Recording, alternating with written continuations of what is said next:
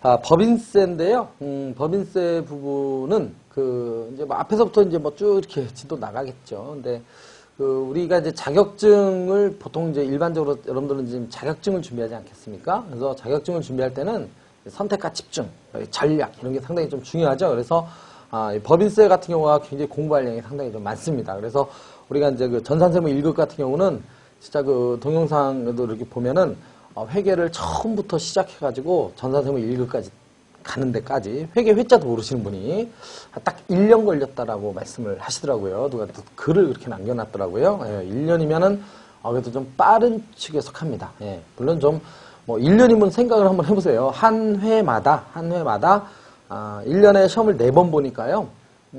한 번 볼 때마다 우리가 전산회계 2급, 그 다음에 전산회계 1급, 그 다음에 전산세무 2급, 그 다음에 전산세무 1급 이렇게 가니까 평균적으로 한 번에 다 패스를 해야 1년이 걸린다는 얘기거든요. 예, 그러니까는 굉장히 좀 빠르신 거죠. 예, 그래서 착실하게 이제 공부를 하시면 뭐 이렇게 되겠지만 쉽지 않습니다. 전산세무 1급 같은 경우는 이제 법인세 부분이 워낙에 할 양이 많아서 굉장히 좀 힘듭니다. 그래서 오프라인에서도 저희가 이제 수업을 할 때에 오프라인 수업은 굉장히 시수가 좀 짧아요. 뭐 길어야 60시간 뭐 요 정도, 더 짧으면 48시간에 하는 경우도 있는데 60시간 해도 어떻게 끝냅니까? 그죠? 그래서 저 같은 경우는 이제 60시간 이렇게 잡으면 보통 학생들 전산세무 1급 배우러 오면은 아니면 뭐 기존부터 쭉 배우신 분들은 애초부터 제가 이제 막 교육을 막 시키죠. 전산회계 2급 때부터 전산세무 1급 가려면 여기부터 야지를 훑고 가라. 막 100점, 100점, 100점, 100점 이렇게 붙고 가도 전산세무 1급에서 좀 힘들 수가 있으니까 열심히 좀 해라. 이렇게 얘기를 하는데요.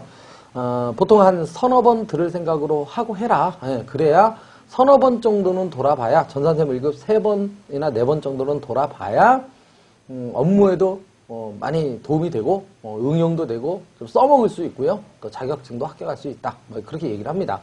그래서 한 번 듣고서는 쉽지 않습니다. 그리고 여러분들이 한 번 들어가지고 될 것 같으면 지금 이 동영상 안 들을걸요? 다른 거, 더 막 고차원적인 일을 막 하고 있을 거예요. 아니면은 저처럼 가르치고 있거나. 자, 여러분들 이 법인세는요, 이 앞부분, 이제 전략이 되게 중요하다고 하는데, 이 법인세는 이제 실기, 그러니까 우리가 이제 전산회계 쪽 시험 아닙니까? 전산세무회계니까 실기 쪽과 관련된 이론을 집중적으로 공략을 하셔야지만 합격권에 좀 들어오겠죠. 예, 이론 부분만 출제되는 부분은 좀 빨리 좀 훑고 지나가는 것도 하나의 전략입니다. 법인세 같은 경우는 이론, 앞부분 이제 이론인데요. 앞부분, 이론 부분은 법인세 문제 많이 나오면 2문제 나옵니다. 예, 많이 나오면. 그럼 100점으로 4점이거든요. 그럼 그 4점짜리에 전력을 할 건지, 아니면 뒤에 이제 실기 부분 파트는 배점이 30점입니다. 그러면은 30점 부분에 전력을 다할 것인지, 제가 말씀 안 드려도 여러분들 선택 가능하겠죠? 따라서 앞에 이론 부분은 어떻게 하겠다? 좀 빨리 넘어가겠습니다. 그리고 뭐 어떨 때는 뭐 이해가 잘 안 될 것 같은데 뭐 이런 거는요. 사실 법인세를 진짜 자세하게 뭐 앞에 이론부터 진짜 야질이 듣고 싶다 이러면요. 세무회계 강의를 좀 따로 들으시면 되는 거고, 우리는 전산세무회계 쪽 전략에 맞게끔 제가 수업을 진행합니다. 그래서 좀 오해 없으시도록 아시겠죠? 전산세무회계 쪽에서 수업하는 그 세법 내용하고 세무회계 이론만 하는 세법 내용하고는 당연히 다를 수밖에 없습니다. 그럴 수밖에 없죠. 그죠? 예, 그렇기 때문에 여러분들이 좀 그 앞에 부분은 좀 속성으로 넘어가더라도 그냥 뭐 특성상 전략이구나 이렇게 넘어가시면 되겠습니다. 자, 일단 법인세 뭐 총설 이렇게 나와 있는데요. 뭐 법인세 총설, 뭐 총칙, 총설. 첫 번째 법인세 의의. 뭐 의의라고 할 게 뭐 있습니까? 그냥 법인의 소득에 과세하는 거죠. 그죠? 예. 법인의 소득에 과세한다. 예. 이거죠 뭐. 예. 그 다음에 소득세법의 의의는요. 개인의 소득에 과세한다. 예, 이거죠. 자, 그 다음에 좀 특징 한번 좀 간단하게 좀 볼까요? 예, 특징. 예, 여러분들 특징은 국세. 예, 국세.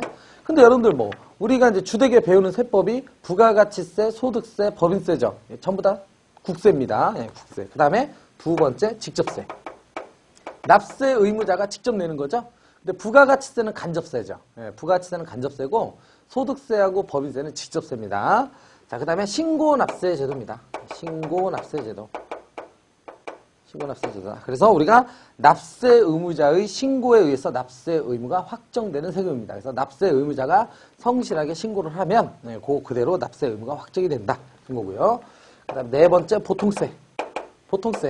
여러분들 이거는요, 뭐 소득세도 그렇고 부가가치세도 그렇고 다 보통세예요. 보통세가 있고 또 목적세가 있죠. 어떤 사업의 목적을 위해서 걷어들이는 조세, 뭐 교육세, 농어촌 특별세 이런 것들은 이제 목적이 정해져서 이제 있는 건데, 뭐 부가가치세, 소득세, 뭐 법인세 뭐 이런 것들은요 그냥 일반 일반 재정에 충당하는 목적으로 걷어들이는 거고요. 그 다음에 5번째 이제 누진세율, 누진과세다 이렇게 얘기합니다. 정확하게는 뭐 초과 누진세율, 초과 누진과세다 뭐 이렇게 해도 맞습니다. 여러분들 이제 소득세는 5단계 초과 누진세율이고요. 여러분들 이미 소득세를 다 거쳐왔기 때문에 이 초과 누진세율의 개념을 다 알 거예요, 얘기죠. 그래서 초과 누진과세 이런데 소득세는 5단계, 그 다음에 우리 법인세법은 3단계 이렇게 돼 있죠. 자, 그 다음에 6번째 포괄주의입니다.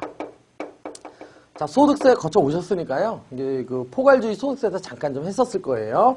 여러분들 이 포괄주의는요, 그냥 이거죠. 포괄주의는 뭐냐면 기말 자본에서 기초 자본을 빼요. 여러분 어차피 법인이니까 법인은 사업자, 그죠? 장부가 있을 거 아니에요, 그죠? 그럼 이렇게 빼면은 여기에 나오는 금액 있죠? 예, 요 금액을 그냥 전부 다 뭘로 보느냐면, 그냥 알기 쉽게 그냥 순이익이다. 예. 그러면 여기에다가 전부 다 어떻게 하겠다? 과세하겠다. 이렇게.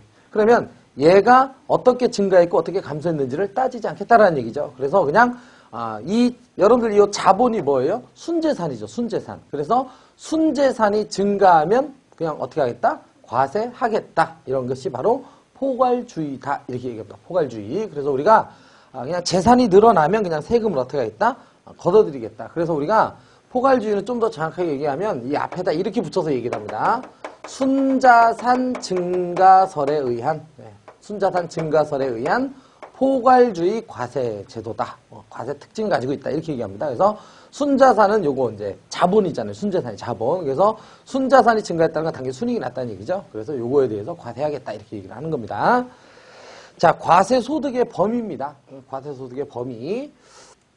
자, 범위는 어떠한 소득들이 있느냐는 거죠. 여러분들 소득세에서도 개인들의 소득은 어떠한 것들이 있느냐 해가지고 쭉 나눠놨었죠. 예, 그게 이제 법전에 열거가 되어 있는 거고.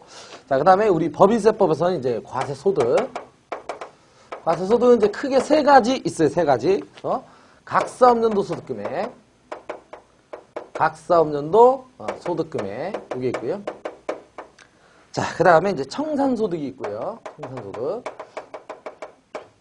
그 다음에 이제 뭐냐면 토지 등 양도소득이 있습니다.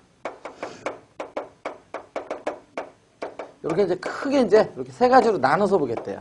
그럼 이제 뭐 우리가 이제 법인세법에서는 가장 주되게 보는 것이 뭡니까? 각사업년도 소득금액이에요. 그러니까 각사업년도 소득금액은요, 여러분들 이제 회계에서 수익에서 비용을 빼서 순이익을 계산하죠.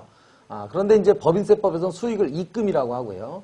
그 다음에 비용을 송금이라고 합니다. 그래서 이 각사업년도 소득금액이라는 거는 법인세법상 입금 총액에서 송금 총액을 뺀 거예요. 그러니까 그 회계의 순이익 개념이다 이렇게 보시면 되는 거고요. 법인세법으로 수익에 해당하는 입금이 쭉 뭐고 또 비용에 해당하는 송금이 먼저 쭉 계산해서 그냥 빼면 그 금액이 각사업년도 소득금액이다. 그러니까 거의 이제 법인이 이제 일반적으로 이제 주된 경상적인 활동 또는 뭐 비경상적인 활동도 다 포함이 되지만 영업활동의 수행 과정 중에서 생기는 그런 소득이다. 뭐 이렇게 보시면 되는 거고요. 그 다음에 이제 이제 어떤 이유로 인해서 또는 순재산이 증가했는데, 순재산이 증가했는데도 불구하고 세금이 과세되지 않는 부분도 좀 있을 수 있어요. 뭐 예를 들어서 자산의 가치가 상승이 됐어요. 그러면 자산의 가치가 상승이 됐으면 회계 처리를 해서 자산의 가치를 좀 증가시켜야 되는데, 법인세법에 보면 어떠한 사유를 제외하고서는 자산의 재평가를 금지하고 있어요. 그러면 자산의 가치가 상승됐는데도 불구하고 각사업년도 소득금액이 잡히지 않죠. 그럼 그런 것들이 나중에 회사 청산을 할 때 그 자산의 가치 상승분이 다 반영이 돼서 여기에 청산소득이 잡히겠죠. 그러면 이거는 사업 기간 중에 세금이 부과되지 않은 소득이 있을 거 아니에요. 그것이 이제 나중에 청산소득으로 잡혀요.